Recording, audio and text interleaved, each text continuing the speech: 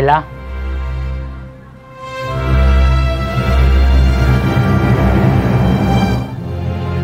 Siya nga pala si Marga. Asawa ko.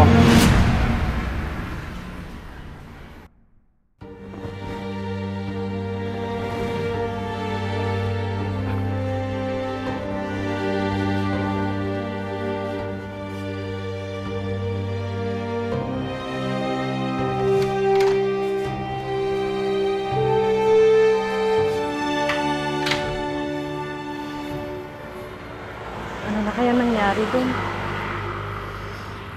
Tapos naman na ang kontrata niya.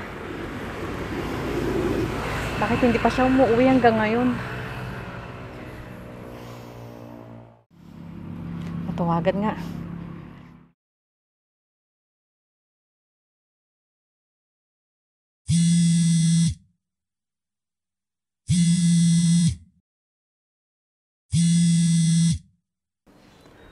Oh, bakit tumatawag to?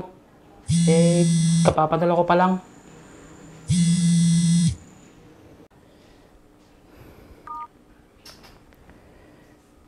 Hello, mahal? Hello, mahal. Di ba tapos na ang kontrata mo? Bakit hindi ka pa umuwi? Mahal, nag-extend kasi ako, kaya hindi mo na ako makakauwi. Hinahanap ka kasi palagi ng anak mo. Tsaka, nag-aaral na siya ngayon. Nako, mabuti naman at nag-aaral na siya. Baka naman may iba ka na dyan. Kaya ayaw mo nang umuwi. Ano ka ba, mahal? Tumigil ka nga dyan. Totoo naman. Madalang ka na lang tumawag sa amin. Siguro, may iba ka na dyan, no? Ito naman ba tayo, Laila? Eh bakit hindi ka pa umuwi hanggang ngayon? Anong dahilan?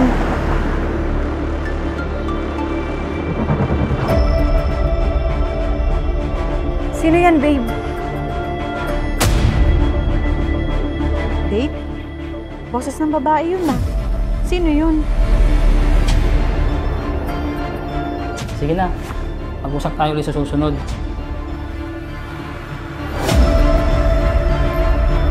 Ibig sabihin, may iba dun si JR?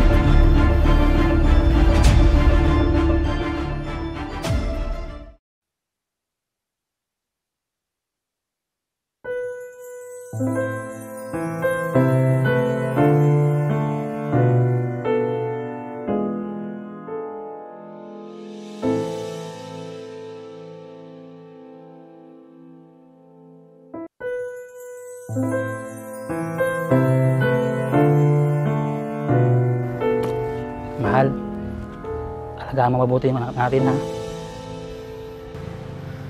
Huwag kang mag-alala, mahal. Kaalagaan ko mabuti si baby. Ayaw niyo ba talaga akong ihatid sa airport? Huwag na, mahal. Baka maiyak lang kami ni baby kapag nakita kang palayo. Mas mabuti pa nga. Baka pati ako, ganoon din ang mangyari. Ang hirap ng ganito. Pero kailangan para sa future natin. Kaya tiis muna tayo, ha? Magkakasama din tayo. Pangako. Oo naman, mahal. Para sa future natin. Pag nakipon na tayo, magpapakasal na tayo. Tuloy binyag na ng anak natin. Tsaka na natin pag-usapan yan, mahal. Pag may ipon na tayo. O sige, mahal. Tutuloy na ako. Sige, mahal. Mag-iingat ka dun, ha. Tumawag ka ng madalas. Oo naman, mahal. Nakakaasa ka. Ihalik na lang ako kay baby. Sige, mahal.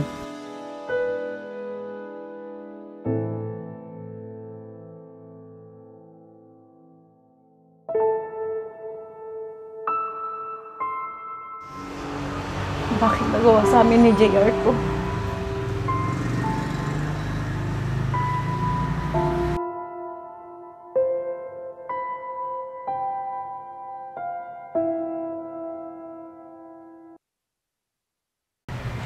Babe, handa ka na bang harapin ang lahat?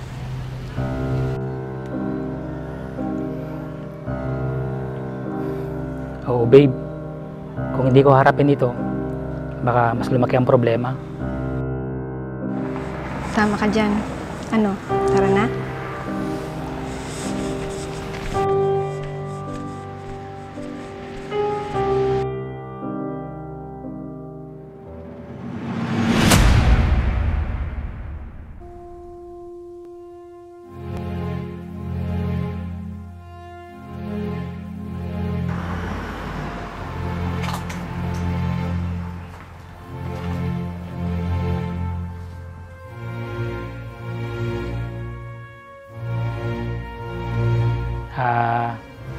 Layla?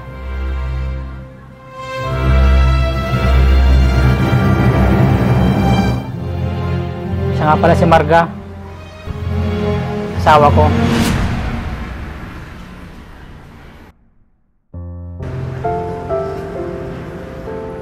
Bakit, JR? Paano na kami ng anak mo? Di ba nangako ka sa amin? Patawarin niyo sana ako. Mahal ko din kayo ng anak ko. Mahal ko rin si Marga. Kaya nagpakasal kami doon. Sana man lang, nisip mong anak natin, JR. Pasensya ka na. Hindi ko rin kasi alam na may iniwan si JR dito. Huli na nung sinabi sa akin ni JR. Kasal na kami nun. Pero huwag kang mag-alala. Ayoko maging masamang ama si JR sa anak nyo. Anong ibig mong sabihin?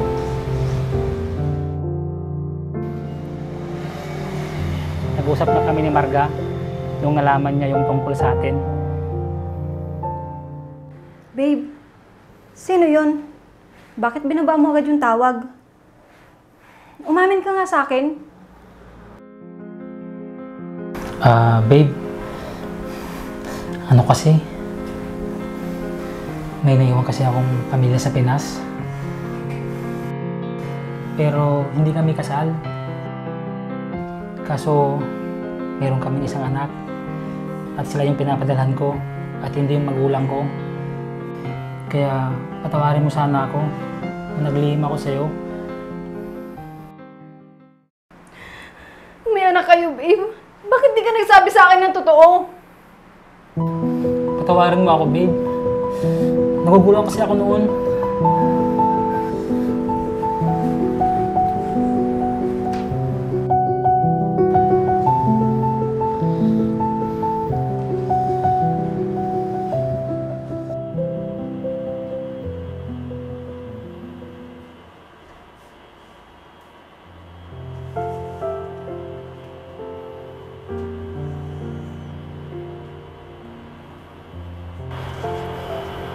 Wala akong balak na lokohin ka.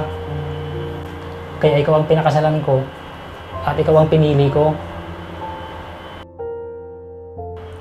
Pero paano yung anak mo doon?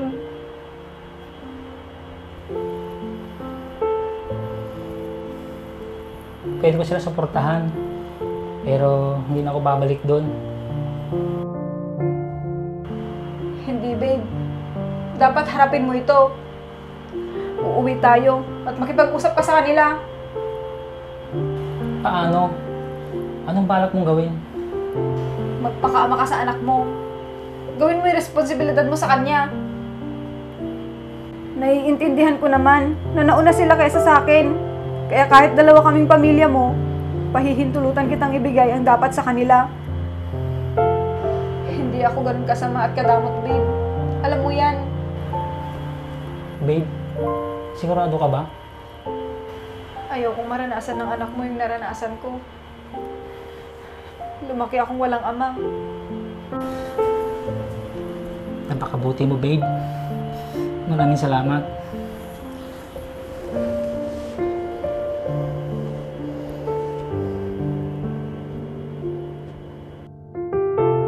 Yun ang napag-usapan namin. Ang tanong, payag ka rin ba?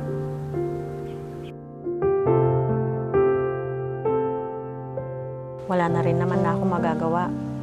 Nangyari na ang lahat. Ang importante ay ang anak natin. Maraming salamat kung ganun.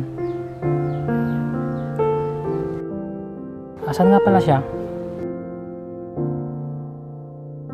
Nasa eskwelahan pa siya. Patawarin mo sana kami, Laila.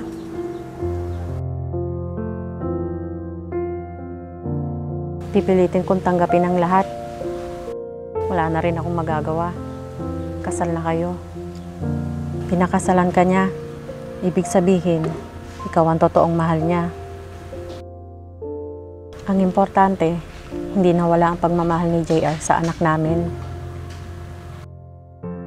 Kahit kailan, hindi na walang pagmamahal ko sa anak natin, Laila. Tama na yung hindi ko natupad na pakasalan ka. Kaya hindi ako papayag na maging masama pa akong ama sa anak natin. Tutuparin ko pa rin lahat ang pinakako sa kanya. Nagpapasalamat lang ako dahil pareho niyong naintindihan ang sitwasyon ko. Na kahit nag-iisa akong ama ng 2 pamilya, kahit kailan, hindi ko kayo pababayaan.